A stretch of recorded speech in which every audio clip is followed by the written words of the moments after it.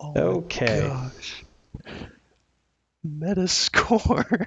The Metascore on this. Mine's showing 54. What's yours showing? Ish 54. 54. Which I want to say was lower when I first looked this up. The user score is Gosh. even lower. Yeah. So anyway, what are we talking about? We're talking about the reviews for Mighty Number 9, which came out, and I chose a very appropriate thumbnail. It's the one with him running from the pizza explosions. Yeah, that's a good one. So Mighty Number 9 launched. And this is not something that I really enjoy talking about, just to get that out there. Um, the Metascore currently on Metacritic for Mighty Number 9 is 54 out of 100, and that is based on 40 reviews. Um, and the user reviews are even lower. It's currently sitting at a 3.3 out of 10. Um, So Mighty Number 9, how did this start out? This started out as a very successful Kickstarter campaign. Um, Inafune, Kaiji Inafune, left Capcom. Um, I'm guessing he was pushing a lot to do Mega Man games, some more Mega Man games in Capcom. In fact, he was kind of um, spearheading the effort to get Mega Man Legends 3 made. That was canceled. Mega Man Universe, I think, was the other one that was canceled. Um, and there were really no plans at the time that Capcom was presenting to move forward with the Mega Man line. So he left, and everyone was really excited when they first heard about Mighty Number 9, which is very clearly a spiritual successor to the Mega Man series. The main character is Beck, and his sidekick, the role substitute, is Call. So you have Beck and Call, little play on words there, just like rock and roll. Um, and the reason why he is number 9 is because there's 8 other robots that he has to go and defeat. Any Mega Man plot, just drop these characters in, it would work. Yeah. And everyone's like, yeah, this is going to be a return to form. This is going to be, a modern platform 2D scrolling shooter game. Not just in the main of Mega Man. Like, this is going to be the new Mega Man game series. So this has been plagued, and we've talked about it before, with how badly the publicity for this game has been handled. It's been delayed. It's been in development for 3 years. That seems like a long time for a retro style game, and it was ported, or it's still in the process of being ported to 10 different platforms. So that is no small undertaking. I will give them credit for that. Um, but in the meantime, I kind of get worried about stuff like this happening. It's not being warmly received. I have not really heard a whole lot of people say many positive things about it. They basically say it's not inspired. The game, even running on PlayStation 4, has slowdown. And this is running on, I found this out this week, it runs on Unreal Engine 3, which is a last gen graphics engine. So PlayStation 4 should have no problems running it. But the frame rate will drop as low as 40, just because some reflections are happening. Digital Foundry did a good frame rate test video on it on YouTube if you guys would want to look that up. So yeah, my question is, I mean, you can read the reviews, see all the problems that it has with it. You can see how basic the graphics are just by looking at it. Even though it doesn't look horrible, it doesn't seem very inspired, the art style or the graphical style that they went with, especially compared to what they were promising Kickstarter folks that backed it. What do you think, Matt, this could mean for future Kickstarter projects? Uh, it makes me worried, honestly. Like, there's a few games that, like this being a successor for Mega Man, are successors to other games that were very big in gaming communities back then, like Banjo-Kazooie's successor, Ukulele. I think is launching. They're releasing it, I think, next year or sometime later this year. It's either later this year or early next year, but it is coming out sometime soon. And that's a 3D platformer collectathon style game. Yeah, pretty much. You know what we were hoping for in Banjo 3. We sadly got in Banjo-Kazooie Nuts and Bolts, which we won't talk about very much. Um, Other than that exists, it was a disappointment to the fan base because they were expecting maybe. Well, I don't know what they were expecting. It wasn't Banjo 3 like we were promised. People were not happy about it. I was definitely one of them.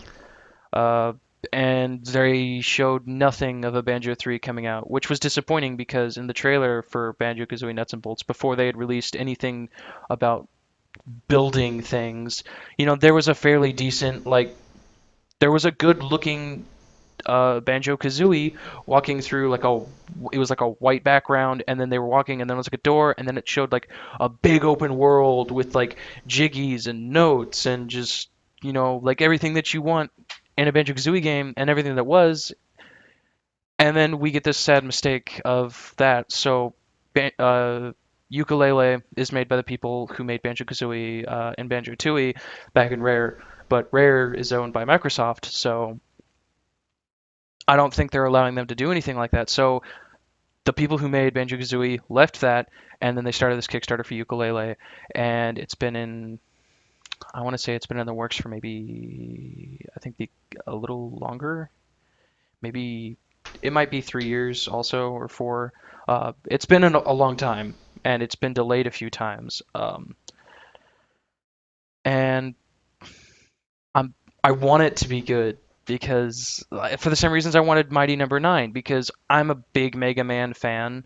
I love the character, and just I've played so many of the games. And when Mighty Number Nine was coming out, I was thinking, maybe it might not be so good because it's not the original. It's a successor, Mm-hmm. and they're trying to make like entirely new characters, but the same concept. And I was thinking that for a while, and then I saw like Doom, kind of like what we talked about with Doom. Like they made Doom, the game that's out, it's been out recently. Pretty much it's the story from Doom 1, but done in the correct way that a game should be done as like a remastered or a revamped or a successor. Like that is a that's one of the best, if the best, examples of a game being brought into more modern times that was played, like 10, 15 years ago, Mm-hmm. 20 years ago. Um, Mighty Number Nine is, from what, like, I've been reading some of these comments. From what it is, it's like, I think it might be just people having some expectations, but it's just Mega Man, and it's not even like good Mega Man. Yeah. It's like they tried to like, uh, what was his name? Beck. Yeah. Yeah, he's Mega Man. Like he pretty much is the exact same as Mega Man. He beats these other eight robot masters, gets their powers, and then defeating each robot master gets you a new elemental ability or something, and that can be used as a, like, it's a weakness to another one. So you go and fight that one, and there's a pattern to it. Mm-hmm. But it's not really. No, but it's Mega Man, but It, it's not, but it is, and it's annoying because I really wanted it to be its own thing. it's poorly executed Mega Man. Yeah, I would have much preferred like there just not have been a successor at all. Like at least with Mega Man games, I can just be like, oh, that's how it was. It was great. But now we have this, and it's like, hey, remember that game Mega Man that was really cool? We're gonna make it better. Like, no, no, you didn't. You lied in so much worse a way than we thought.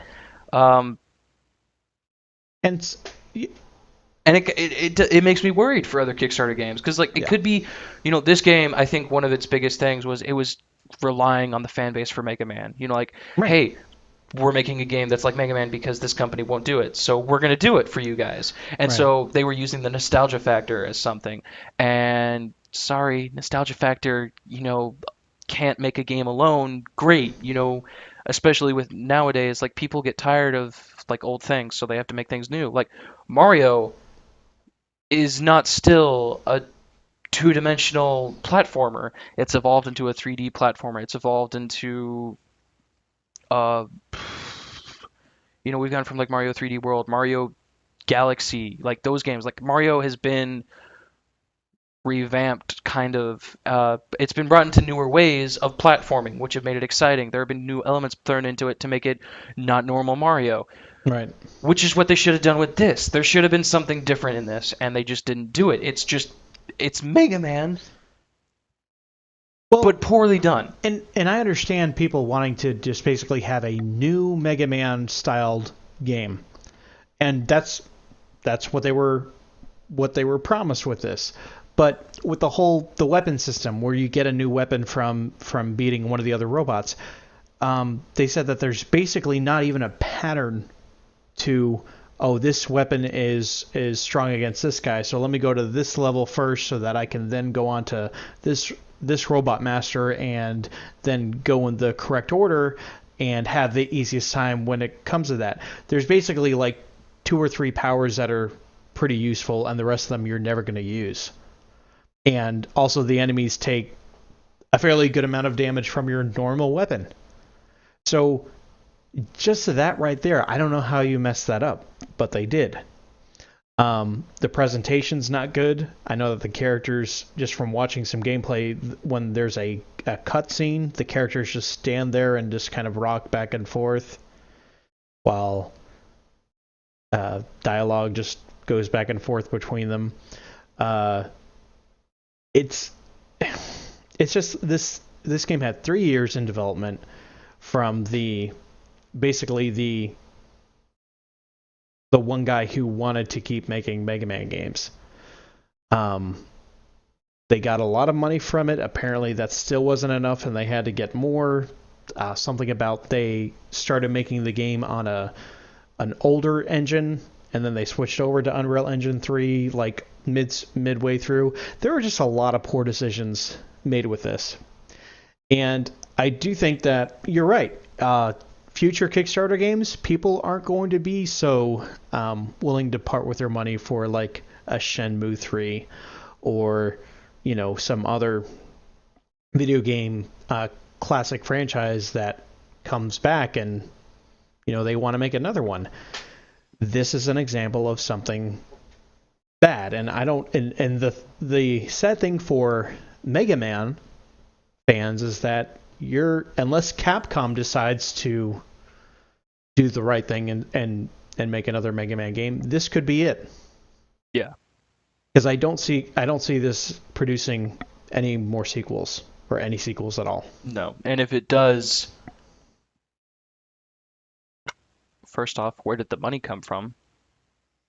Second off, uh, it's going to take a lot to fix this with fans. And Yeah. yeah, with future games coming out, Ukulele, there's a, a Castlevania successor game coming out. Right. Yeah, I remember Um, hearing about that. that I was really looking forward to that. Now I'm worried about it. So, you know, the word of advice to people who are revamping or making successor games or planning on doing that for games, uh, look at this and learn from it. Let this serve as a bad example to avoid. Yes.